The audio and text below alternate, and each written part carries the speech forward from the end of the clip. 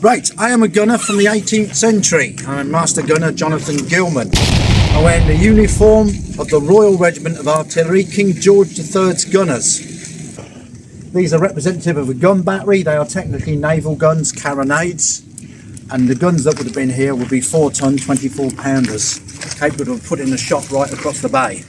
The idea is maximum firepower, maximum deterrent.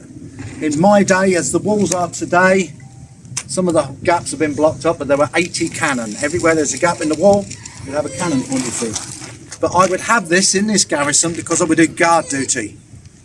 There looks like trouble, you don't shout about and try and call for help.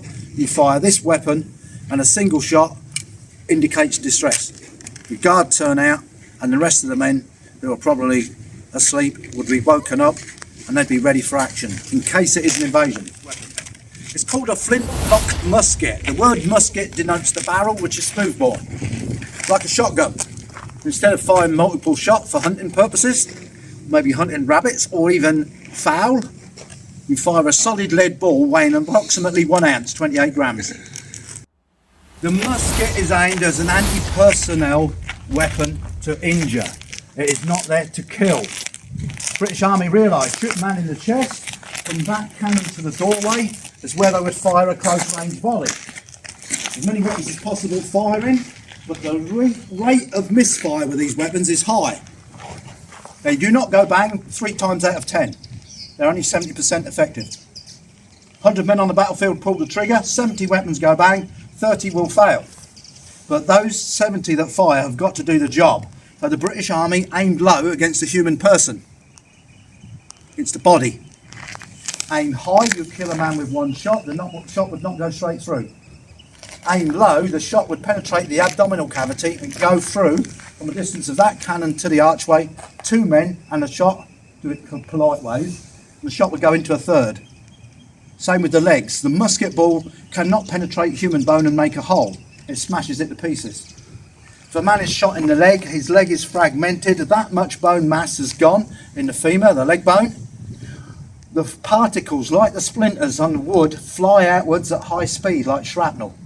Human bone, when it shatters, is razor sharp on every edge. So it causes further injuries and the musket ball will be deflected off and you will probably still injure 3 men. It is reckoned at 60 feet, 30 paces, 60 to 70 feet, from this cannon here to the doorway.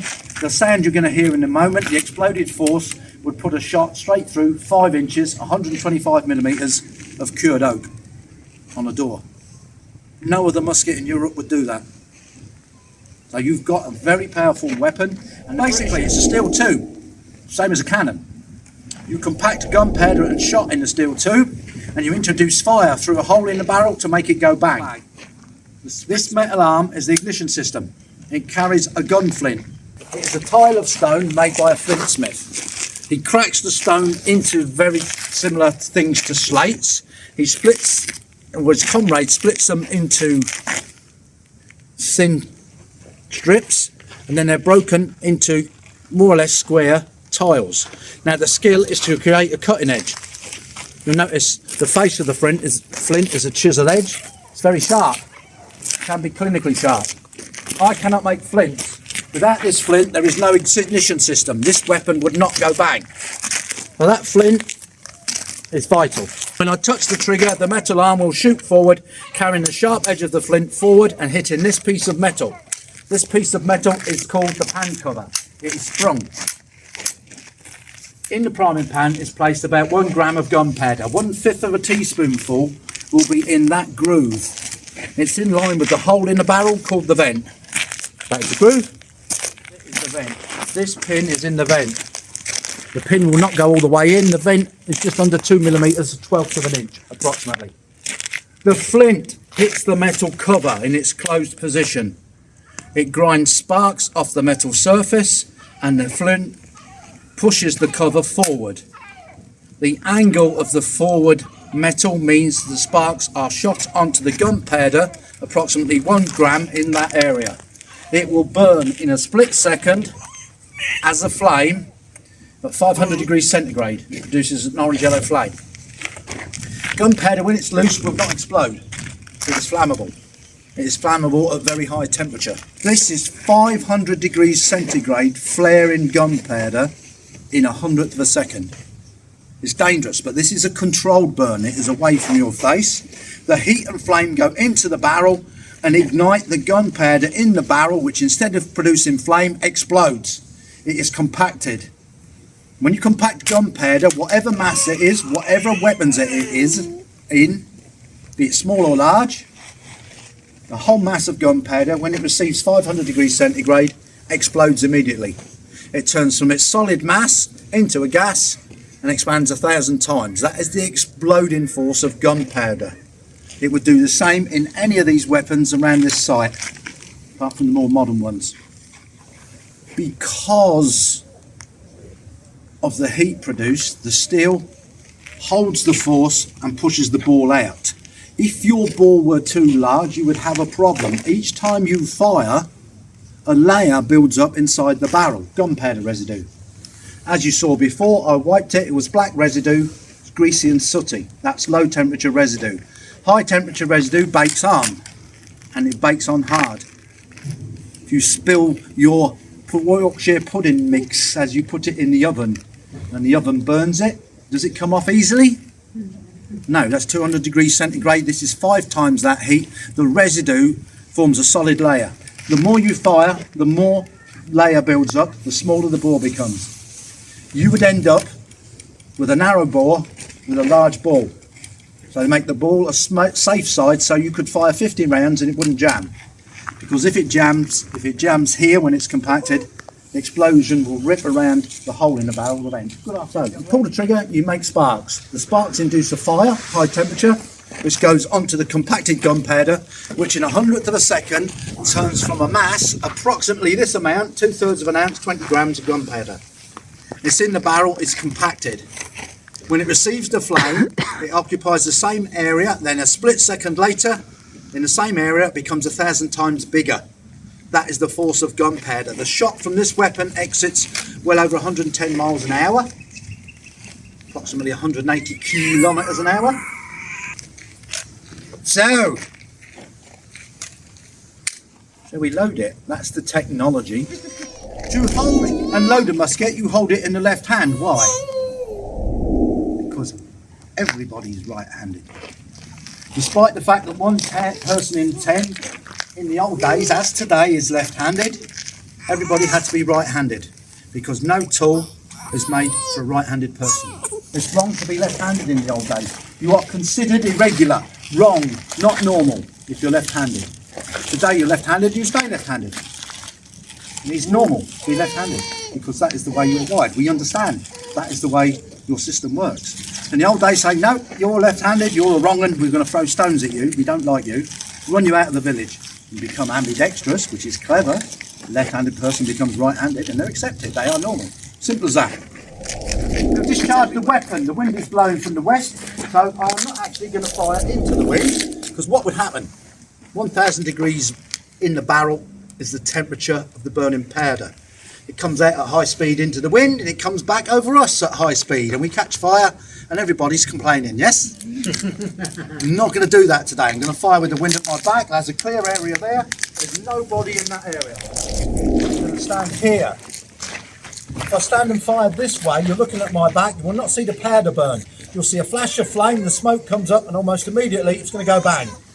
Can issue a warning. Have a care this afternoon. This weapon will be fired after a count of 3. Be prepared for a loud bang. Firing after 3, it is advisable to cover your ears just for safety. Flat of your hands over your ears. After 3, have a care. 1, fully cock. 2, take aim into safe space. 3, give fire.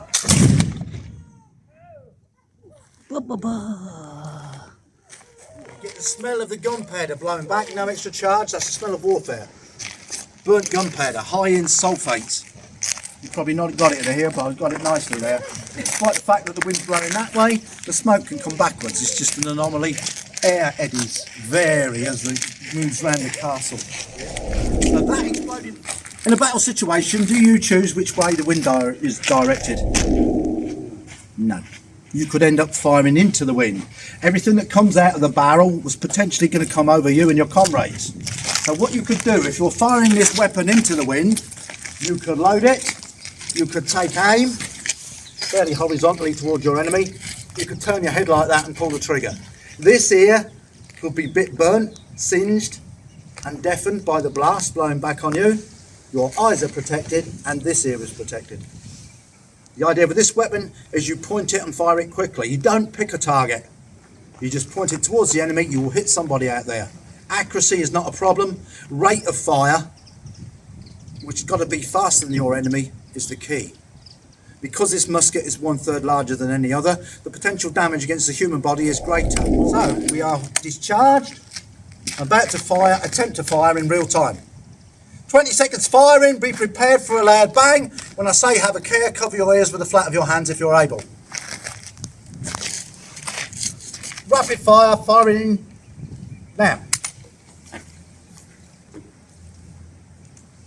With the teeth, prime the weapon. Close the cover, insert the gunpowder to the barrel, empty the cartridge, raise the ramrod, compress the cartridge, 1, 2, 3, replace ramrod. It's a bit slow, but there you go. Cover your ears, have a care. Give fire. That was a slightly lesser shot, I didn't quite get the compaction, but that was a loud bang. Lots of smoke, it's the fog of war. No extra charge for the smell of warfare. The trouble is, from here to the archway, you cannot in fact reload. You do not have 20 seconds.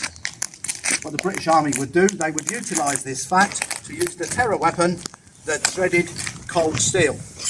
Metal spike, a stiletto, a skewer. No cutting edges on a standard bayonet, it's blunt, it's got a point, doesn't need to be sharp. There is the proof, no blood. You place this weapon after shouting, huzzah, if you're a redcoat, to the enemy, and doing that, because when they hear the huzzah, they realise the British Army are fixing their bayonets. Now is their choice, stand their ground or run. And if they are lesser men, they will run, if they've got any sense. Because the bayonet fixes on the metal piece on the end of the barrel. You are close, so close to your enemy, you aim low, you don't need to sight it. You point it and fire. You will do damage. You fix the bayonet, insert the right hand to the right hip, you lock your left arm straight and advance shoulder to shoulder with your comrades. You don't run. If you run, you trip and cause disruption. And they advance and they're shouting abuse towards their enemies. Silly person enemy, if you don't run away, I will stab you with the bayonet. The bayonet is pointing towards the most vulnerable part of the human body, the abdominal cavity. My body weight should press that into any flesh on your body, it will go in deep. The wound, if it's abdominal, is fatal. It may not kill you straight away, infection will kill you within 3 days. If it's an abdominal wound, they cannot mend the mixed up internals, you'll probably die within 3 weeks, 3 days to 3 weeks. If it's 5 the infection, which will mostly kill you within 3 days, then your body would gradually repeat, all your fluids are going wrong. It is a fatal wound. 50% of battle wounds are abdominal. 10% are in fact proven to be fatal within the hour.